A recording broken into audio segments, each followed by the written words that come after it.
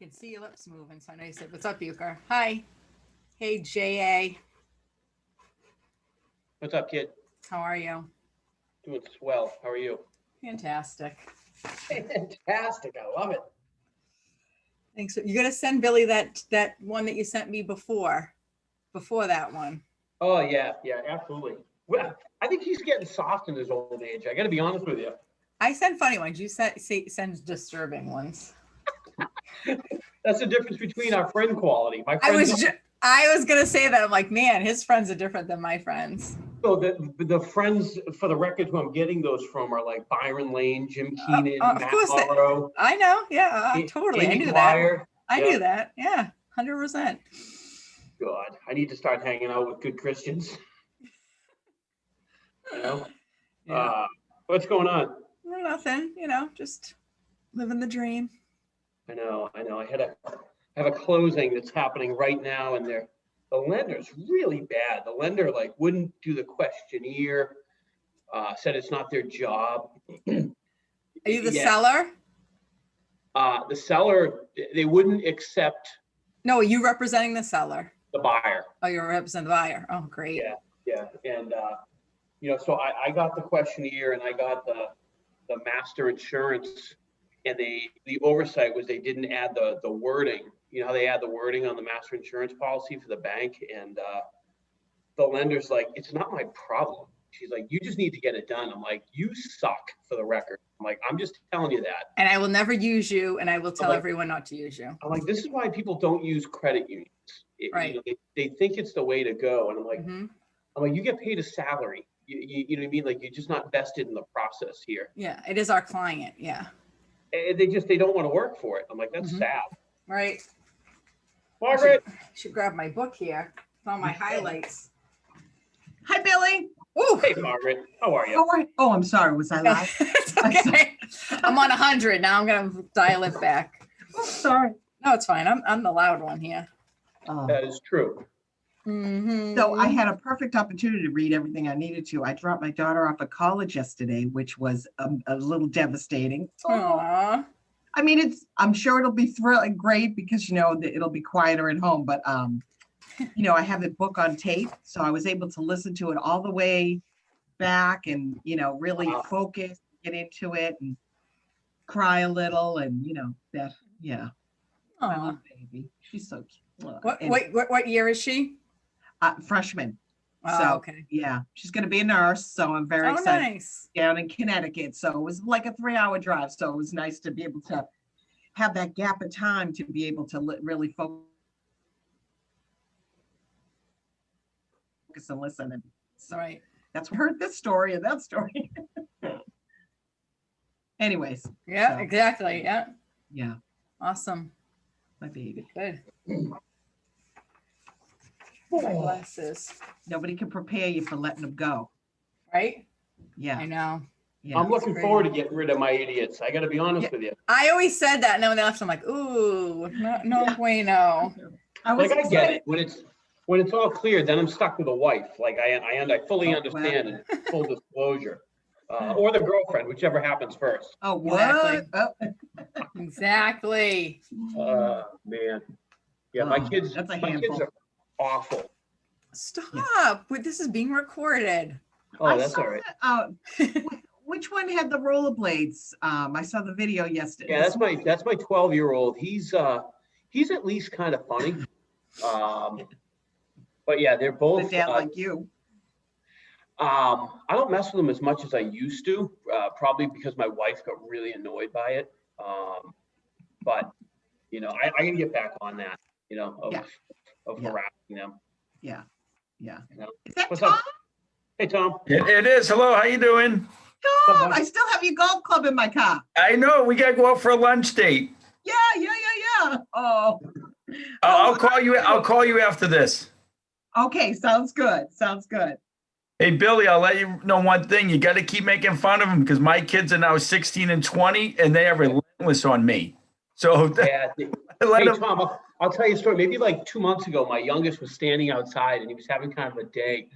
And I literally filled up a gigantic pitcher of ice cold water And just without saying a word, I just fired open the back door and just threw it, hit him right smack in the face. And he was absolutely out of his mind. He pulls his shirt off, throws it, and like stomps away. My wife's just looking at me. She's like, why? I'm like, why not? I'm like, you miss all these opportunities. And 20 minutes later, he thought it was funny, but for a few minutes, nothing. Oh, Billy, I hope you got that on video. God, that's priceless. I mean, because DCF is so close to us, Margaret, I try to keep that stuff moving. You never want to involve the state and the courts, you know what I mean? I literally like cracked eggs over their head. They love that stuff. Boys are kind of meatheads. Oh my God. I tried that once, but I hard boiled them first. It didn't work. So get a plate. Here's one that's been on TikTok that I see a little bit. Get a plate and have whipped cream on it and put it behind your back. Get a lighter, go in front of them and click it and go, and they'll watch it up here and you come around and you smack them with the And Margaret, I did the one with a folded up piece of paper at their belt buckle, and then you pour the thing of water in it. I've done that. Which one? You fold up a piece of paper, and look at Kristen. She's like, you fold up a piece of paper like this, and you tell them, you put it on their belt buckle, and you're like, hey, I forget what it was. You had to like throw a quarter. And you just pour a glass of water right down. Oh yes, I see that one. Yeah. You've done that? Yeah. My wife was mad because she wasn't home for that one. So Billy, here's one. You take a tape measure and you measure from here to the end of their arm. And you're like, that's cool. Watch this. And then you say, hey, put it on your head, hold it. And then drop the tape measure.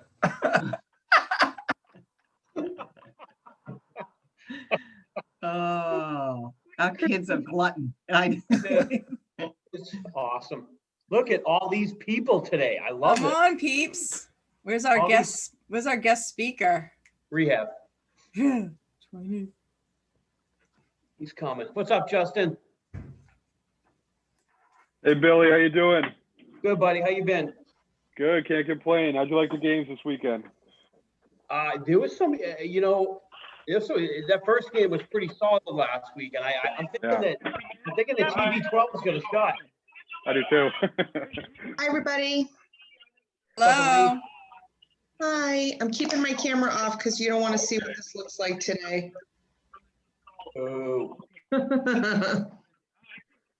All right, well, it's 11:01, so let's get started. Welcome back to the MREI Book Club. Before we start, I'm not sure if anybody saw this, but Gene Rivers, who is an amazing instructor, is actually having a Millionaire Real Estate Investor class with this book on February 10th from 9 a.m. to 4. It's on Eventbrite.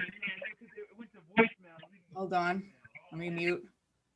On Eventbrite, it's $69, and then it ends up being like $73 or something with that, the fees for Eventbrite. So February 10th, 9 to 4. I've already signed up for it. I'm so excited.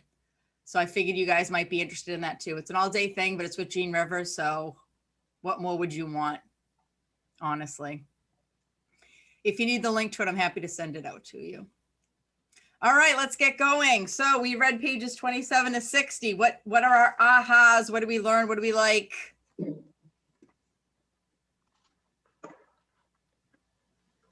Billy. Everybody chime in. You want me to go? Do it. Right at the beginning, page 34, it talks about, let me see, I highlighted some stuff that everyone has a chance to be financially wealthy. It begins with your state of mind. It's talking about, a way of looking at the world, like we'll choose to be wealthy or you'll choose not to. So everybody, I think it could go back to like how we were brought up where we couldn't talk about money. I think a lot of people have like a negative mindset about what wealth looks like. And it truly starts with your mindset. Page 34, like go back to reading that moving forward section, because I read it a couple of times and it really hit home with really mindset and how we face doubts with that. So that was one of my biggest takeaways that I've got right at the beginning. Mhm. Yeah, we'll all learn to just like save our money and put it under our, you know, under our mattress. Right? You know, it's funny. Like they used to, all right, you have to save your money, and that's great, but you have to invest your money. Like it's, you know, you have to save some money, but you Mhm. have to invest your money. And we have the opportunity every single day we get up, we jump on multiple listings to find these great opportunities for our clients. And why aren't we doing looking for those same opportunities for ourselves first? Yep. When we're driving down the street and we see dumpsters in people's yards, or we see abandoned properties, like why aren't we seizing those opportunities? And it goes back to the 80-20 rule that they talk about on page 27, so actions versus results. Like we're not taking action, and that's why people aren't getting the result that they want. Right. Yep. Well, 37, when they talked about the devil's wedge, I liked that. The Yeah, wedge so of good. doubt, right? Isn't Yeah. that really, I mean, that says it all right there. Yep. Yep. Because we underestimate, you know, the power, how powerful that is. What else did you guys get out of this?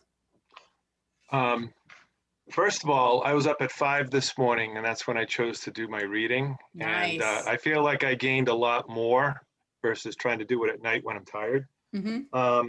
But the myths section, there was the conversation that Gary had with the student, Mm-hmm. page 46, 47. In the question that he asked, well, what happens if you suddenly lost your job, or worse, your ability to earn a living? And that really hit home with the student. Like some people kind of get complacent, say, yeah, I got a good job now and I'm saving, I'm making good income. But if something were to happen unexpectedly, that I thought that was a pretty powerful question, and get the person thinking, Mm-hmm. I should be considering other solutions here. Yeah, because we're always thinking about now, like, oh, we have money now, we're busy now. We don't think in the future. Yeah. Right. And Yeah. as Billy and I keep talking about, right, Billy, the future is coming fast. I mean, it's like The future is now. You know, Yeah. it's like, I'm the first to say I've been so hung up on selling real estate for the last 15, 20 years that, you know, I didn't take time to truly stop and work for, like I was working for that day's money, you know, like we Mhm. all, like we're working for a paycheck, we're working to pay our bills. But I wasn't working on retiring early, or Right. setting my family up, or setting myself up for not having to sell real estate for the rest of my life. Like the thought of doing that scares the crap out of me. I do not want to do that. Right. And it comes up pretty fast, right? And you know, to Bill's point, no one's thinking like, oh, what if this, or what if that? What if someone gets sick? Like no one wants to think like that. So we don't. And then when something happens, like we talked about 2 weeks ago when Billy shared about his mom, you know, things happen and now you're stuck like, okay, now what do I do? Do I have the money? How am I going to help my family? Yeah. What happens if what happens if you get diagnosed with an illness? What happens if you have a heart attack? What happens if you have something that, keeps you alive, but hinders your ability to earn a weekly or monthly income for your family? Like, what do you have to fall back on? Is it, like we just talked about, do you have a little bit of savings, which is great, but what about those investments that are going to keep money coming in on a daily, weekly, monthly, yearly basis for you and your family going? Mhm. And I think that's where a lot of people miss out on the opportunity. Yep. What else, guys? What else did you highlight when you were reading this? How about it where it says the faster you reach a position where you can begin your investment career, the faster you'll be able to achieve financial independence. Mm-hmm. Yep. And it also said small money comes easy. Small money comes easily. Big money does not. Small money gets you to the big money though. Right. Exactly. Yep.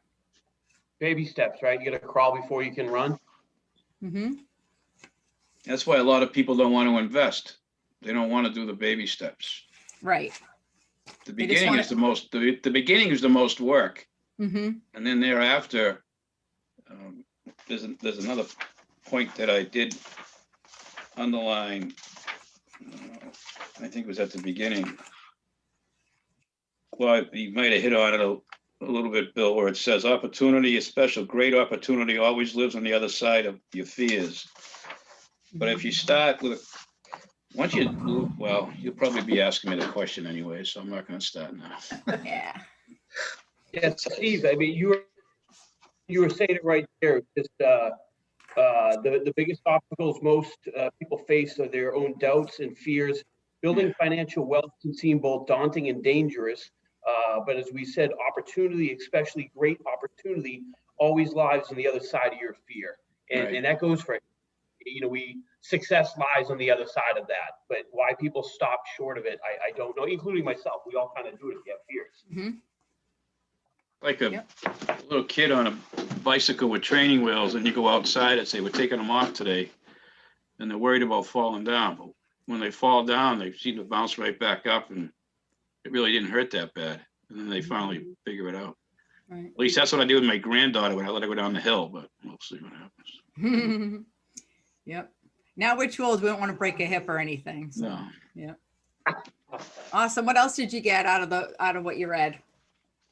Any other ahas? Yeah, I mentioned it in Mastermind about the woman with her sick husband, and then she got the check for 20,000. And it, just like Steve was saying, to start off with a little, you don't need, I always thought you needed a ton of money before you could take that next step to be able to invest it. But you just do those baby steps. And it was, I think it's page 57, and there are 3 things it talked about: ability, time, and money. And the ability is, for me, is that, I'm in real estate. So, I just learn more and more about it. And then I spend some time on that. And then, some of the money I've put away, you don't need the ton of money. You could be, take a little chunk and then really start. So I think that was that wall that was in front of me, that because of reading this, I'm starting to chip away at it and say, hey, maybe this can be a real reality. So Right. that was a kind of an aha for me. Awesome. I don't know if you saw, Margaret, Nate Jenkins, I don't know if he's on here, if you saw his post that he just bought a family, and he showed you the money, and he showed exactly how it broke down, and he made it look so easy the way he did that, and that was awesome. Yeah, I agree 100%. That was huge, huge. When he broke that down, I was like, oh my goodness. Was it on Facebook? I didn't see it. Yes. Yeah. Yeah. Was it? Okay. Yeah. How much he put down, how much, he's gonna get for rent, and he made it he simplified it, so it made it look like, wow, I can do that. Right. Mhm. Yep. Yep. And And now he's Nate, going to live there for free. and Nate found it offline. Mm-hmm. Oh, yeah. And there's that Awesome. ability, Mm-hmm. you know? Awesome. Anything else you guys want to share before we jump into the interview? It's gotta be something else. Oh, they're dying to hear from you, Steve. They're dying over here. You don't want anybody to die. Everybody, No. nobody be listening. I know, right? I'm new to the group and I just started, so I'm catching up. So I apologize and thank everyone for their patience. But I'd like the CTN networking is everything. Mm-hmm. So that's how Nate probably found it, by all his networking. Mm-hmm. He actually dug deep. No, Nate sent out, I asked him for details on how he found it. He went on absentee landlords in the 5 towns that he wants to live in, and he sent out letters, 150 letters. He got 4 or 5 responses, and he made a deal with one of them. And didn't he ask, he wanted to make sure they had 3 bathrooms, so it would be a 3-family, right? Yeah. So when Mm-hmm. you're digging down, you do absentee landlords, you do 3 to 4 bathrooms. He wanted a 4-family, but he knew in his price range that probably wasn't going to happen. So, and the reason he didn't do a 2-family was because usually cash flow isn't in there. So Right. that's why he went with the 3-family. So yeah, so he knew his criteria, exactly what I just said. So Mm-hmm. he knew the criteria and the terms he wanted. And then he networked out with mailers. So that's proof that it works. Absolutely. Got to do the work. I remember my son called Steve before he was looking to purchase some property, and that was, super helpful, and he always remembers that. So it's awesome. Right. Awesome, guys. All right. Well, let's get into it. So we have Steve Zabosky here. Which square are you in? Wave, Steve, so everyone can see you. Want me to change my name? There you are. No, that's Zeb. We can call you Zeb. Yeah, you can do that. So for those of you who don't know him, he is the broker over at the Braintree Market Center and one of the owners of this office.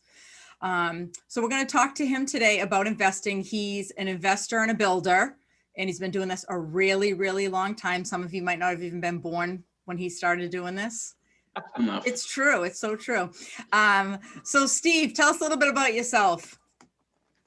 Thanks for giving me a 6-foot ego. I know. I know you love it. Getting a nosebleed because of it. So let's see, I started in real estate business in 1989, 90. The market was not good back then. And I didn't know that when I started because you were just getting into it. And I was part-time, then I went full-time. I started with a Century 21 firm, which is not what they used to be back then and today. And I wanted to sell real estate, own real estate, build some real estate, do some development. So I started in sales first to work my way through. And lucky enough, that group I started with, there was one fella there, it was Century 21 Tullish and Clancy at the time. And Jack Tullish had a brother named Bob, and Joe Clancy, Bob and Jack owned multifamilies. And Bob was not one of the owners up there, but he was very instrumental in telling me, he and Joe used to go to a lot of auctions. They did a fair amount of flips. There was always something going on with a flip in the office. And they all own property. And he said, if you're going to be in real estate, you need to own some property, which I had that mentality anyways. And maybe a year and a half into it, he was going to show a house that his brother and Joe were going to sell, a 2-family in Braintree. And he said, come along with me, because I was tagging along with him at different auctions and seeing some property with him.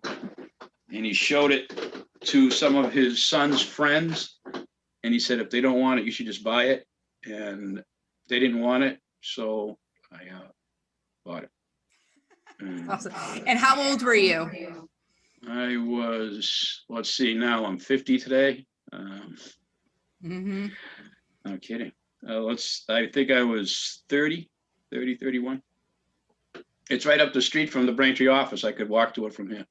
Yeah, I think you said 28. Was it 28? I think you Maybe said it was yesterday. 28. Yeah.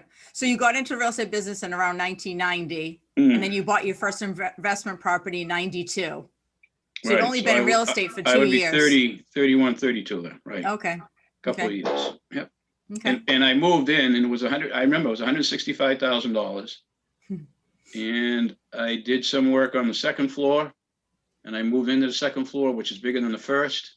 The house needed some work. They kept all their properties, these two guys, at about a C, just kept them running. And I did some work to it when I moved in. It wasn't much. I took the attic and it was a walk-up attic made into a master bedroom.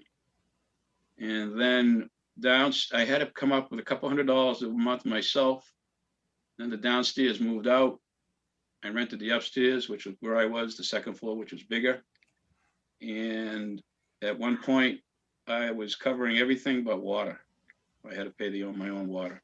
Right. So other than that, I was living there for rent free.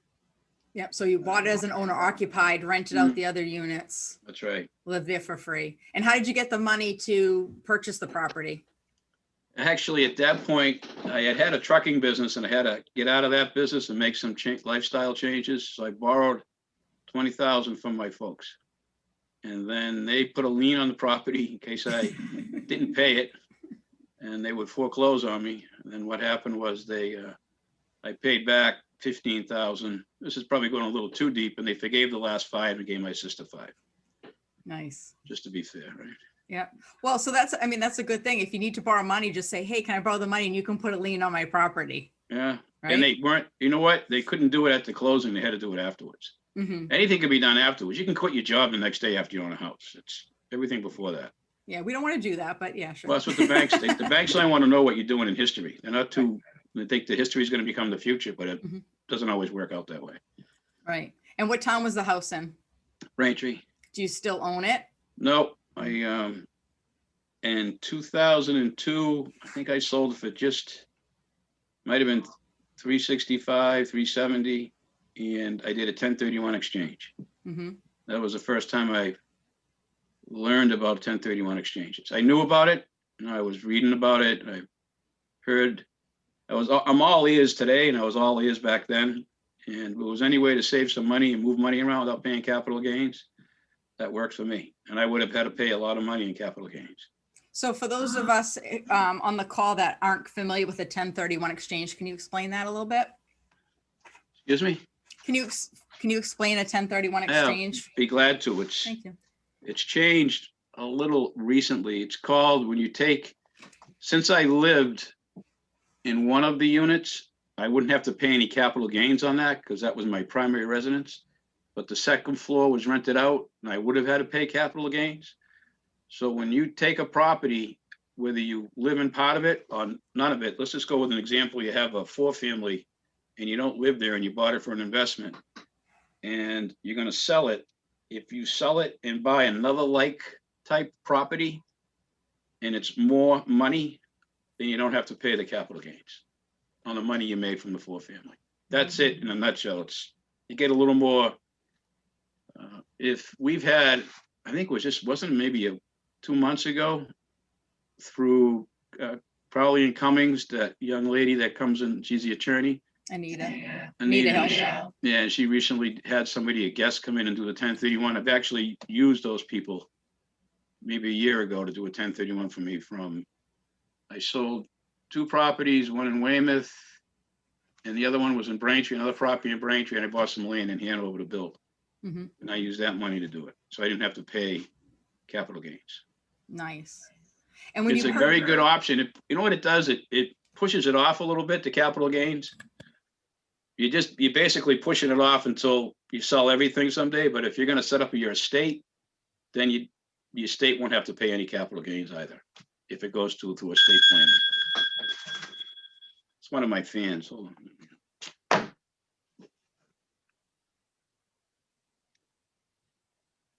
Can you guys hear her? Can you hear me now? I can. Can you hear that echo? What is happening? All right.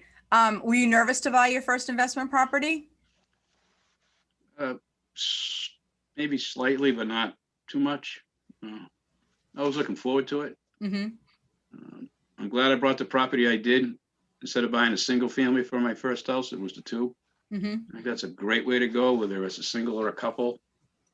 Definitely go into it that way, especially today. And somebody was talking about Nate, and it is very hard to buy 2-family today. People are buying 2 families today because they can't afford a single and they need somebody else to help them pay the mortgages. If you go to Braintree or Quincy, you don't have too far to go. If you go to Rockland, Holbrook, Abington, a little further out, if anybody's going to buy a house, they should buy a 3 or bigger. Mm-hmm. That's what I would do. Okay. So how many doors do you currently own? I own 62. Wow. And most of yours, you do you build more, right? You do more than just buying, multifamilies. I've been Right. buying land to build multifamilies on. Yeah.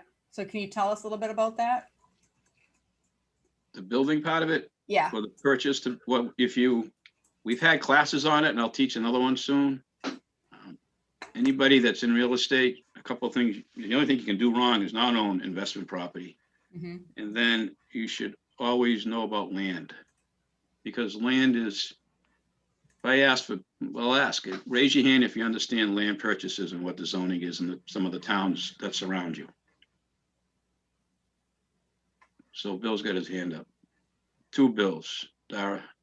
So if you understand the process about what different towns have for their zoning, you'll find that some of the properties that are being sold for, the land may have the ability to have a 2 or 4 or 8 or 10 unit to be built on that property. Mm-hmm. So when you see that, and a lot of agents may not, then that could be purchased. You just have to look into what size building can be on there, what your parking restrictions may be, if there's sewer or if it's septic. At that point, once you build a property, you're pretty much have instant equity in the property because you either were the GC or you had somebody construct it for you. Mm-hmm. If you're doing it yourself, it can take up a lot of time. It will be a learning curve. But you do have to get your license to be able to do it. I went to classes and took a test to get my license to build. Okay, good to know. So you do more either 3 or 4 families and you buy buildings or land? I've done both. I think Bill said it earlier, and Lisa's on here. We've talked about it. When I go to an appointment, I've said this before, when I go to an appointment, I go one way. And when I drive back, I come back another way if I'm coming back to the office or wherever I'm going to. Because I bought a couple properties that way.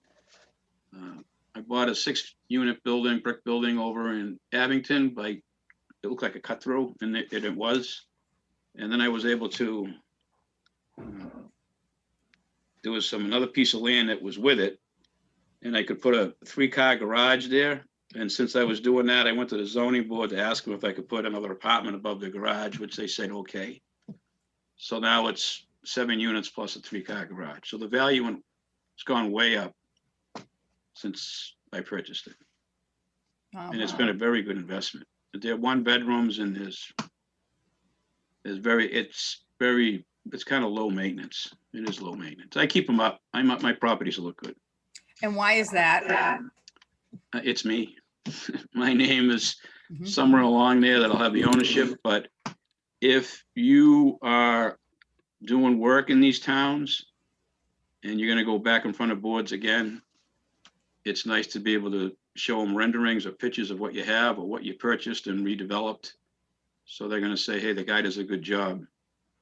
And they will probably remember me for doing the right thing, just as much as they'll remember you if you're not doing the right thing.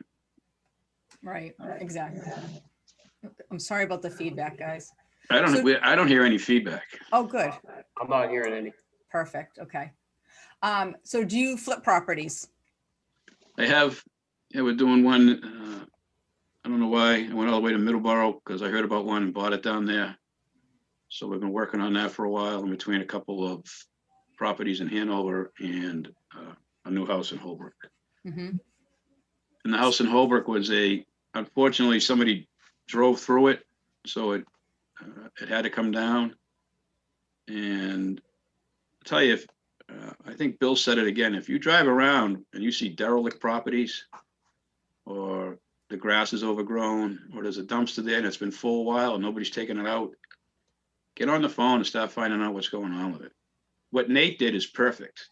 He lead generated to find himself a house to live in. Mhm. It's what it goes back to.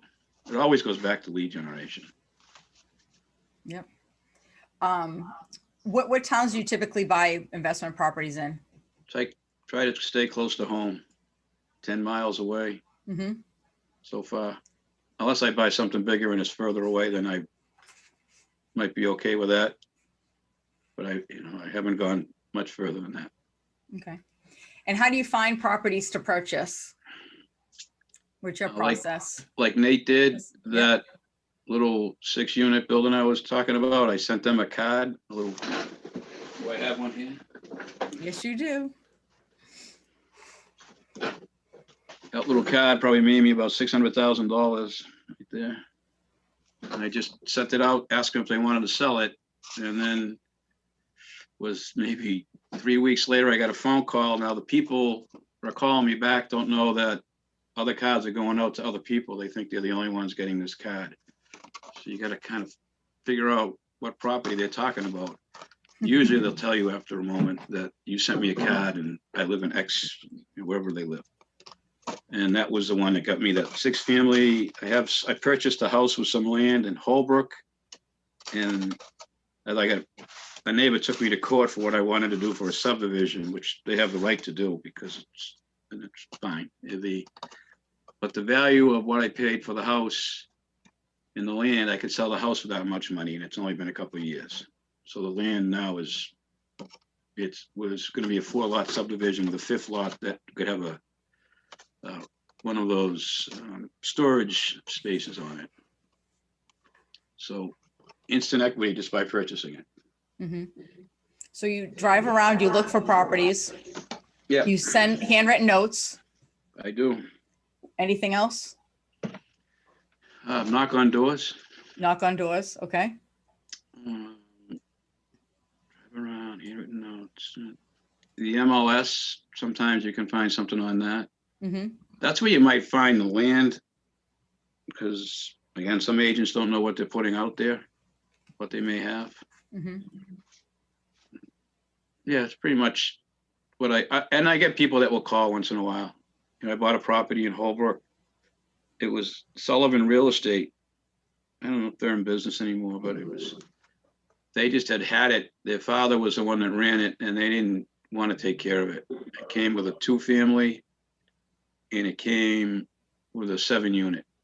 And I made an offer, and I thought they were going to counter, and they accepted it. Then I thought maybe I gave them too much, but at the same point, I was saying this is going to work immediately, and it has. Mm-hmm. Is there something specific that you look for in properties? Like, do you have, we talked about this earlier, like it has to have this many bathrooms, it has to have, you know, it has to be in a certain location. Like, do you have certain criteria that you look for in order to purchase a property? I don't think I'd buy a 2-family anymore. Mm-hmm. It was already brought up. The taxes are usually very high. I sold a 2-family I bought it was called an Eagles Hall, and it was vacant for years in Quincy, down in the Quincy Point. And I purchased that with another gentleman. We made it into a duplex. And then we had another piece of land, and it was like drawing straws. Which one do you want? Because they were worth the same amount in equity. And he took the land and it was worth 50 back then. And I kept the 2-family and sold it last year for $710. So I made more than the 50 just by holding on to it. Mm-hmm. Again, it was a derelict piece of property. So what I'm getting at, I guess, is that the 2-families are very expensive in towns close to Braintree. They're just, Quincy's out of hand. You know, it's tough. They're selling 2-families now. They're trying to get $1 million for some of these bigger ones in the Marymount section. So if I were to look at anything I want to pay, I'm not into paying whole, you know, I want to get something at wholesale, not retail. So I'd rather buy something that needs work. And even if you can't do the work, have somebody that can go in there, and the money you put down towards it is where you're going to make your money on. Mm-hmm. That Yeah, so- deposit money. Right. Do you want to talk a little bit more about that? So if you're putting down, let's say $50,000 down, what are you looking for return on that money? If I have to, well, it all depends on if it's going to be construction, if it's already up, $50,000, you know, just with the figures, you could usually, if you're going to buy if you're going to buy a 3 or 4 family, you're going to pay anywhere from $6 to $1 million.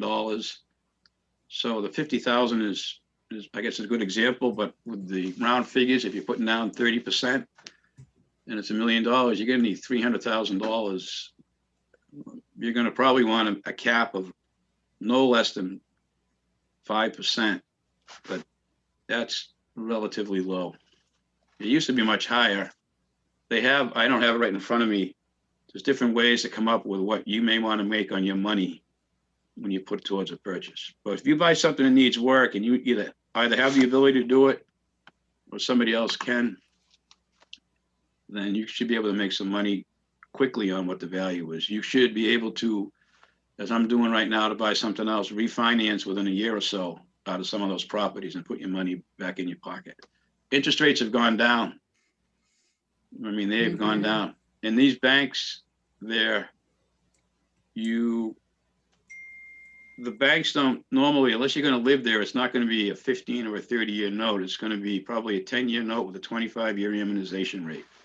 And then they're going to want to rewrite it, because banks, that's how they make their money. They're not making a whole bunch of money on a 30-year note if you're going to live there. Mm-hmm. And I work with South Shore Bank. That's who I'm working with. Savings and loans. Mhm. That's where they make the most of their money. Banks have to lend money to make money. Right. And do you rent out most of your own properties? They do. Hmm. And do you, Yeah, go ahead. yeah, so you do the rent, you find the renters. Yeah, I do the renters and the Yeah. management. For the most part, I'm just as surly as I am now when I talk to people when they rent. Hmm. I tell them I'm not there, even if it's somebody that I know, I'll say, listen, you just got to pay me. If you pay, you stay. If you don't, you go. Keep the place clean. I'll keep the place up. I keep my word because I put irrigation systems in. I like going by and looking at my properties. Hmm. They look good. I feel good about it. Nice. Do you manage your own finances, or do you have someone doing that for you? No, well, I do have an assistant here in the office and she helps me with that. So the checks come in and we're going to go on to, I think it's called Zelle, something Zell. It's a way that the tenants can pay right into your account, but they have to be able to set up that on the account themselves too. Hmm. And how do you keep track of that?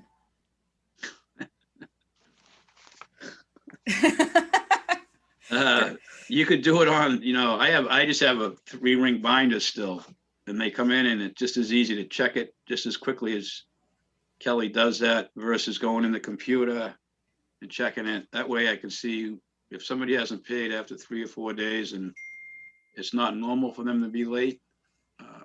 I will give them a text and then if I don't hear back, I'll send a 14-day notice to quit. Hmm. And they might kick and scream and I say, I'm not trying to be mean. I'm just letting you know if you have to pay me in a certain amount of time. And it's really just protecting myself. If I go another month and then I give them a 14-day notice and they owe me 2 months, well, they're going to get me for at least 3, maybe better if something happened and they can't pay me. Hmm. The quicker you do it, the better off you are. Right. Do you have a P&L for each property? I do. Yeah. Yep. The Okay. accountant gets that every couple of months and I can look at it and see which ones make the most and which ones don't, which the ones have the most maintenance. Hmm. Awesome. So I asked you about reserves yesterday and I was shocked, not shocked. Well, I guess I was kind of shocked to hear that, but I asked you if you had like 3 to 6 months reserves for each property. And you said, No. yeah. I think that's something where, I was surprised to hear that because I just thought, because when you're purchasing a property, right, when your clients are buying properties, you have to have like 3 to 6 months reserves. But for something like this, I was surprised to hear that you didn't have to have that kind of money. And why is that? That's probably more of a question for the bank, but they haven't asked me for it, so I'm not going to give it. But it's they're not asking for it, and I'm not. Some of the properties that I have will help me pay for my home mortgage, any insurances, whatever my oil, but the bank has never said we want to have X amount of money in an account for each property. Mm-hmm. They've never said that. Now they like to keep up what I'm doing. They will check in. All my payments are automatic today. They just take them right out of the account. I set it up that way so they can see it and it makes it easier for them. And I never have to be late or whatever it might be. I think by doing that with the bank, they look at me as he's never had a problem. He hasn't had a problem during this pandemic. He hasn't come to us and say, can you wait on a payment? I haven't had to do anything like that. Mm-hmm. Awesome. And what type of mortgage do you typically take out, or do you pay cash? No, I mortgage. Even if I had a lot of equity in my properties and I'm trying to buy something, so I'm going to take some money out just to have a cushion for what I have to do coming up. And my interest rates are going down. I call the bank and say the interest rates are gone down. What would you like to do? And they've gone down. So certain banks, I used to have to pay 1 point for a construction loan. And then I called the bank. I said, I'd like to pay a 0.5 point. And they went down to a 0.5 point. So You know, banks are movable if you have enough going on with them and have a relationship. Mhm. So as far as paying cash, I haven't reached that point that I can buy something that large that I could pay cash for, maybe a house lot or something along those lines, but you're better off having a mortgage on it. You actually, it's a way to get a write-off. It's a way to use your money. It's a way to expand to whenever you want to do. I mean, I know another fellow, he bought everything cash. He had maybe 70 units, 80 units, but they're all paid for. I haven't quite reached that point yet. Maybe in a couple more years. That's my plan. In 4 years to be, if everything is paid for, I'll be quite happy. Awesome. How do you figure out how much rent to charge? By the market. As a matter of fact, if anybody was, I don't know if anybody reads papers or if I'm just as old as people might think or want to think, but today's Herald, it's just about landlords, if you can see that right there. And they're coming down by percentages. And it's mostly, they're always talking about Boston. So I don't have anything in Boston. If you want to come out to the South Shore, I mean, 1 bedrooms from $2,500 a month down to $2,000. Out this way, you can get a decent 2-bedroom for $2,000 new. Mhm. So there are some that are going to come out. People will be coming out this way. So you have to keep an eye on it. I've had to come down on my rent before. I've had people ask me to come down on rent. I've had people ask me not to go up on rent. Mhm. And I have in the past reduced my rent. Like when you first get somebody to move in, if you got to be a little less, be a little less because you want to fill the building up. And then as time goes on, you can go up 25, $50 a year. It costs more for them, the tenant, to have to move out to get first, last, and security again, or first, last, and whatever it might be, and then pay for a truck to move them. It's worth for them to stay for the $50. And if you get 6 units, there's 300. There's another $3,600 a year. And when they say, just as a pandemic, blah, blah, blah, I says, well, my taxes went up. I can't help about the pandemic on that. The water bills are gone up. That hasn't changed. Mhm. It cost me more to have the lawns done. That, you know, what am I supposed to do? Then it starts to squeeze you. So Mhm. they need to understand why you go up. Right. I send a letter. Okay. And when you're purchasing the property, we talked about this before, the 1% rule. Kate and Ben talked about that at our last class. Do you take that into consideration when you're buying something? I never looked at it as a 1% rule. No? Okay. I know that the cost for a lot of the brick buildings through the roof right now because so many investors want to invest in real estate versus other avenues such as the market. It's tangible. Mhm. The values go up and down, but for the most part, they'll go up much higher than they come down. And we've had the problem back in 2007. I bought property, I had to sit on it. It got a little dicey, but I just sat on it and then I redeveloped it and made my payments and then built them out. Okay. Do you charge late fees? Oh, nope. No? Okay. Well, we did talk about that. So people have paid you late, right? Mm. And so tell us about that. I think that's kind of something that people think about, like, oh, the tenant's not going to pay, or I'm going to have to evict them. And you have evicted some people before. And I have evicted, gone to court, hired a truck, have them move everything out. So when they come home, there's a new lock on the door. They're not invited. They have to make a phone call to find out where their furniture is. And then it's costly, but it's better than, it sets the tone pretty quick for anybody else that might be in the same building. Mm-hmm. I've done that a couple of times. I think I've done it 3 times. Okay, so out of 62 doors you said? Well, I didn't always have the 62 doors, but I've had a couple of issues with people. This is chronically becoming an issue, and then all of a sudden it's like, that's enough. Mm-hmm. And You know, people had to move out. I drove by one time, they're sitting on the front stoop still, you know, and like a bad movie, but like I said, if you pay, you stay. If you don't, you go. Mhm. Does that deter you from buying investment property because of that? No. It's about building wealth. If this book, that little piece talked about the fear issue, listen, you're gonna hear more about the people that had to get evicted than you are about the people going to their second homes or owning an airplane or saying I'm done at a certain age. I think Bill was talking about it. He doesn't want to be putting out open house signs all the time. All of a sudden, when you're done, you have that to rely on. And it comes pretty quick. Either that or time goes that fast, but over a period of time, values have gone, look how high they are right now. If you bought a 2-family a few years ago and 5 years ago in Quincy, you'd probably get a third more of what the value is today than what you paid for it and done nothing to it. Mhm. One thing about real estate, you see people do zero to their properties. They write it down, they write it off, and they sell it for more than what they purchased it for. Mhm. I mean, Right. the government's got it set up that they want you to own real estate. Mhm. Yeah, everyone talks about the leaky toilets and evicting, but they don't talk about all the people that do pay and how you can build wealth from it.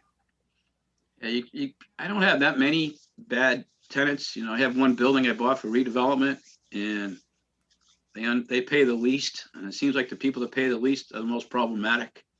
There's a reason they're in the building, Mhm. and it's probably a C building at best, and it's going to be torn down someday. I just haven't got to it because I've had other things to do, and it's the most expensive building I'll have to put up because of the cost to construct it. So I haven't got to it yet. Mhm. The more expensive I have found that you might get for rent, the better the tenant. Mhm. I've had great tenants that are subsidized. I've had some tenants that are not so great that are subsidized, so that rule doesn't always work. And then I've had tenants that pull up, you know, flashy and a good-looking BMW with a nice suit, and they've sucked too. They don't pay. I'm telling you, They have to pay for the BMW, that's why. I don't know if it was their car or their suit, you know.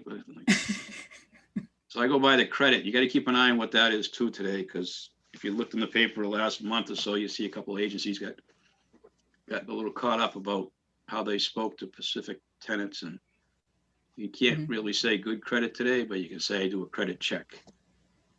Do you say that it has to be a certain number or above the credit? You I don't just say say we do a credit check. If you look on the MLS and I have something in there, it'll say credit checks will be done. Mhm. No smoking of any kind. I used to say no pets, but now everybody's got a pet. So I just charge a little more money for security if they have a pet. Security deposits, some landlords don't take because you got to put them in separate accounts. Mhm. And it's more of especially today, you got to make appointments, you got in the lobby, you got to sit down with them, you got to fill it. Somebody at the desk at the bank, do the paperwork, and then you got to send it off to let them know that you have it in a separate account. And yearly, you're supposed to give them back their interest. I haven't done the yearly thing. Nobody's ever, but at 0.5%, I can give them $10 or something.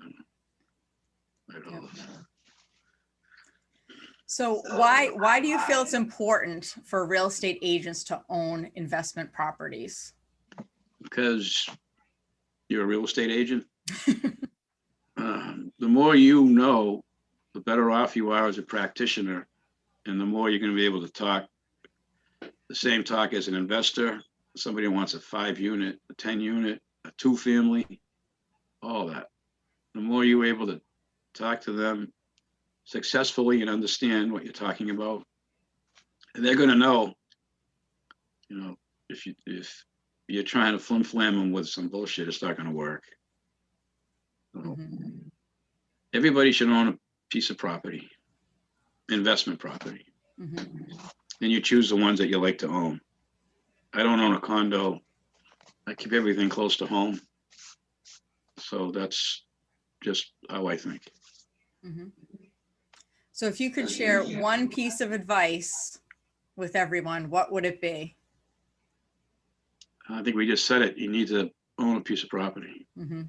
Another thing to keep in mind is when you buy the property, if you're going to buy a property and it's a flip or something along those lines or a piece of land, you're making your money when you purchase. You got to purchase it for the right amount of money. Mhm. You know, if you hear about people that say, well, the market's going up, I could pay a little more right now. Market's going to go up until it changes. And then you're going to wish you didn't pay that little bit. I've known some builders that build houses, and then all of a sudden they say, well, I can't sell it. It's been 4 months, the market's changed. And then they decide to keep it for rent. So if you have that ability too, you can do that. But that's like giving somebody $500,000 to play with as they sit in your house. Although single family rentals are pretty high today too, but so aren't the taxes. Mhm. You get taxed different on multis too. Every year I get a paperwork from whatever town it is, and they'll ask me how much money I made for rent, what my costs were to keep the property up, what I had for vacancies. And they take that into consideration when they assess your property. I have one in Abington, I think it's assessed for, it's under 700. It's probably worth 1.2, 1.3. So the house I sold in Quincy, I sold for 710, and I was paying $10,000 on taxes. In Abington was just over 11, and there was more of an income there. That made a difference too. So with the whole COVID thing, because a lot of, obviously we're still in the COVID thing, did you have any tenants that didn't pay you? No. No. I have one tenant not paying me. He's going to court. He's just a little off anyway, so I don't think it had to do anything with COVID. But he was starting to act like he was just making extra money, trying to scrap and bring it in my backyard and move stuff from one corner to the other. And I said, it's not going to work. You got to go. And I gave him a lot of chances. So I went to court last month. He didn't show up. It was on Zoom. They asked me how much money you owed. I explained the money, but I had a lot of pictures for the judge to look at. He started flipping through those, and he said, we'll see you on the 3rd. If he doesn't show up then, in February, 3rd or the 4th, we'll default. And then I can take it to the next step. Mhm. That doesn't seem to bother you much. It's not bothering him to make my yard look like crap. Mhm. And Yeah. I've given him, I mean, I'm not talking a week. I'm talking all of last year, and he'd clean it up and then he'd go back to his ways again. So Mhm. there is you can feel bad for people, but if kindness turns into weakness, then, and that's how they think, you're doomed. If you have people that think like that, Mhm. you give a little bit, next thing you know, there's another truck there. It's got this number on the side. We scrap. I'm like, what the heck is this? I don't want that in my property. Right. But that's the difference between having a C property or a B or an A. You know, people that live there think differently. So if you keep your properties up, you will get tenants that want to move in. Mhm. Awesome. Thank you so much. So let's open up for questions for the last 7 minutes or so. What questions do you have? I know some of you guys wrote in the chat, so if you'd like to ask Steve directly, that would be fantastic. I have one, Steve. Let's say I want to buy a 3-family, and a lot of times it's owner occupied, and I have a 22-year-old son. Can he be considered the owner because he's my child? Or does it have to be me and my wife? Who's getting financing? Well, let's say I do the financing, right? It's owner occupied, but it's my family member that's occupying it. Would that be considered family or owner occupied? No. Who's ever going to be, if you're not going to live there? No, I would just get him into a 3-family.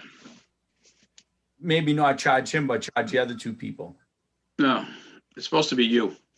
Okay. There's plenty of people that might get FHA, and then after a year, they're not there anymore. They move on. And they get that low rate. I think there is a way to do it, but it's called a kitty condo. I don't think it's called a kitty multi. So you can buy a condo for your child and you do the financing, and it's considered an owner occupancy rate on the mortgage terms. But I've never heard of it on a multi. Right. So Just looking for a loophole. it's a good one. You're looking for an attorney too. Keep doing that. Hey, Steve, I appreciate this much. I know years ago, we were up in Braintree and we were talking to you like, hey, jump in my car, that big honking SUV there that you had. And we went around the corner, and I want to talk a couple things. One, you're very well diversified because you don't have all your eggs in the 3-family basket or the single-family basket. You own some warehousing, some industrial stuff, some land. You talk about, two-part question. When did you decide that that was an option? Because most people can get intimidated by just a single family or a 2-family, but the highest and best use. Because you showed me some places that you had right around the corner from the office. So when did you decide that? And then you also, the other thing, and I wrote it down here, we talk about like zoning of land. And you would preach to me at the time, and I won't forget it, just like how important that was. And it's a massive oversight for agents, how they just simply are lazy. And I hate to put it like they're lazy and they don't take the time. But if they took the time, they could find out, truly like how much more you could do with these properties. It's not like you're talking to the president here with half a dozen questions at one time. Let's just answer one. How's All that? right. Which one do you want? When I decided to, I think a property you're talking about is on Mill Lane, the industrial garages. Correct. Just because I saw the property and I had an idea of what could be constructed there. Okay. And if you look at some of these industrial garages, sometimes they call it flex space. The pluses to it is it's relatively simple. It's a metal building. It was steel with the metal on the outside, and inside, you got a couple of half baths in each unit. In that case over there, I got a relief. I had to put the piping in, but didn't put the second half bath in because there wasn't going to be a lot of public coming in and out. Two of them may rent those spaces. So it's, there's Brewster ambulances in there, a couple car repair places, an oil company. There was a car detail place. And the maintenance is very low over there. Matter of fact, it's close to nothing. There's not much green area, mostly parking lot. And it was a derelict building at the time. And that's worked out well. I had to sit on that for a long time because when I bought it, it was 07, 08, and the market tanked. And the banks weren't giving out money for those type of projects. If there's a downside to it, if the market does tank and those fellas aren't making any money that might be there, like say you have electricians, which I have a plumber over there, and I have a high-end fella that fixes Maseratis. Those people are the ones that aren't going to have their cars on the road anymore. The electrician or the plumber that needed extra space because he has 5 or 6 employees with 2 or 3 trucks, they're going to shrink and bring the truck home, so they won't need my space anymore. So they might end up leaving. Where if you have residents, then everybody needs a roof over their head. And the government will pay for some people to live in your building too. They're not going to give me any money for the plumber they can't pay. Mhm. They don't get subsidized. Yeah. Thank you, Steve. Hey, Steve, can I ask you one more question with Just one. just only one. So with the lack of residential inventory on the South Shore and businesses pulling back on the commercial, going to zoning, do you see opportunity in commercial buildings that can be converted into residential if the zoning allows it? Yes. Okay. But it all depends on what the building is, how it's built out. Hey, Steve, it's Eleni. For your residential stuff, what type of cap rate do you like to have on that? It's gonna vary, Eleni. The reason is I don't put a hard cap rate on it. I look at what I could, and I keep saying this, and it might be like, if I can find the land for the right amount of money, if I could buy, and I paid different amounts depending on what I had for money and if I wasn't gonna do a 1031. The first 4-family I built, I did it because I just wanted to build a 4-family, so I paid a little more money for the land, but I had the money. So when I put the money into it, I was probably making 6-7% immediately, but it was my hard money. So if you try to buy today, I'm trying to buy over in Abington, and I think if I can make it work, I'm trying to pay about 200 and put 10 units there. That's $20,000 a unit in the rough. And then they have what they call soft costs, which really is an old term because it's not so soft anymore for the engineering, the attorney, the surveys, going in front of these boards can get, $10,000, $20,000. It doesn't matter if it's a 10 unit or a 4 unit. If the attorney gets $450 to $550 an hour, that's what he's gonna get, no matter how big the project may be. You might have to go back more often if the projects are bigger. So I don't put a hard cap rate on it. If I was looking at a building that was already up, then I might put a cap rate on it. I might figure that out. That's what the big thing is, that people are paying so much money for these brick buildings. I mean, they're paying for something that's a C building, $160,000 to $180,000 a unit, and they got to put work into it immediately. But they have so much money, some of these fellas, that they better spend it, or they're going to be paying taxes on it. That's the Donald Trump negotiation piece right there. Spend my money before the government gets it. Anybody else have any other questions? Bill, did you have a question that I didn't see in the chat? Bill Stone, right? Yeah, Stone. Yeah. Well, I was just asking in the chat, you know, we know what type of market we're in right now. And, you know, the whole objective is to buy low, sell high, or whatever, or hold it as an investment. So would it be advisable, if you're planning to get like maybe a 3-family investment property, to hold off until the market corrects itself? I don't know if the market's incorrect now. So whatever the market is at the time. If somebody has the money, I keep saying, if you can go out and find a property and need some work, or somebody wants to sell, just like Nate did, I don't think it makes a difference when the market is what the market's doing. You could wait another year, year and a half. The interest rates aren't going to go up. There's no way. You're taking advantage of interest rates now. Just as a homeowner is, you should be doing the same thing as an investor. I mean, you can get it, you might get it under 4%. And that's pretty good. Right, but if let's just say a multifamily property 5 years ago was on the would have been on the market for maybe 600,000, and now it's on for over $1 million.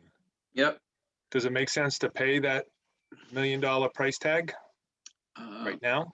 If you have the ability to purchase it and you have that money to do it, they're going to ask for probably 25 to 30% down anyways. So if you're going to have that 5-family and 3.5 months of rent that you get from that, let's say there's 5 people in there, they're all paying $5,000 a month, and you can make $1,500 off of that. Like, what kind of money are you making? Are you making, that's about 4% on your money, 4 to 5% on your money. All depends what you want to make on your money, what you want for an investment. So that's kind of it. The 5% I thought I heard you say was kind of at the lowest end of your Yeah. threshold. I mean, some people will go in for less. Like I said, if they get a boatload of money hanging around, that's what they like to do. I was talking to my financial advisor yesterday, and I said, I can make money doing this. And he said, you real estate guys are always the hardest ones for me to work with, because you got something else you can do with it. And you're always thinking that way. And you kind of, I don't want to say I was kicking him verbally, but I can do this. And he said, yeah, you could. But if I take that money, I got to pay on taking it out to go invest it. So I left it in there. Diversification could be good too. Yeah, because it's really the down payment money, right, that you're getting back. So even That's though what the you're house getting is paid on. 500, yeah, even if the house is $500,000, you put down whatever, right? And you're getting, the tenants are paying the rent. They're paying for you to own this house. They're paying down the mortgage. So you really want to look at what you're receiving in every month is what you're getting back on the money that you put down. Because you're not, even though you're buying it for $500,000, you didn't put $500,000 in. The tenant's renting it. Like That's a big thing to think about. Yeah. Because if you buy a stock or you have a SEP IRA, you got to give them the $100,000 to make the money on it. Yet it's just going to make whatever it's making at that time, 5%, 10%, yeehaw, next month, 2%, this sucks. Mm-hmm. But when you put it into real estate, you're going to probably have an idea how much money you're going to make every month. You just got to work with the taxes. You have to work with maintenance. If you want to do some of the work yourself, sometimes doing the work yourself is like taking a day off from, as Bill would say, Billy D, selling real estate. It can be laborious. Mm-hmm. Right. Awesome. Well, we're at 12:03 here. So thank you, Steve, very much for sharing. Thank That I you. could help if I did.